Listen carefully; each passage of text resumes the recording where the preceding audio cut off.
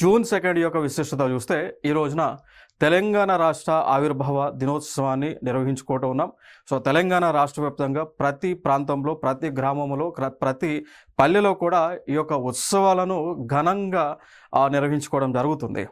So మనకి ఇక్కడ తెలంగాణ రాష్ట్రము జూన్ 2న 2014లో ఆవిర్భావం జరగడం జరిగింది. అంటే గతంలో ఉన్నటువంటి ఆంధ్రప్రదేశ్ రాష్ట్రం నుంచి తెలంగాణ సపరేట్ రాష్ట్రంగా 29వ రాష్ట్రంగా ఆనాడు 2014లో ఏర్పాటు అవ్వడం జరిగింది. సో అప్పటి నుంచి కూడా తెలంగాణ సపరేట్ రాష్ట్రంగా ఉంది. హైదరాబాద్ క్యాపిటల్గా తెలంగాణ రాష్ట్రం మన యొక్క పరిపాలన, సొంత పరిపాలన అనేటువంటిది జరుగుతూ వస్తూ ఉంది. మరి పాయింట్ ఆఫ్ వ్యూలో మరి ఈ సంవత్సరం జరగబోయేటువంటి జూన్ 2, 2026లో జరగబోయేటువంటి ఈ తెలంగాణ ఆవిర్భావ ఉత్సవాలలో ఒక కార్యాచరణ చేయబోతూ ఉన్నారు. సో రైతుల యొక్క మేలు కోసం, రైతుల కోసము నిరంతర విద్యుత్తుని అందించాలనేటువంటి ఒక లక్ష్యంతో రైతు పవర్ డిస్ట్రిబ్యూషన్ లిమిటెడ్ని ఏర్పాటు చేయబోతూ ఉన్నారు. సో తెలంగాణ రైతు పవర్ డిస్ట్రిబ్యూషన్ లిమిటెడ్ని ఏర్పాటు చేయబోతూ ఉన్నారు.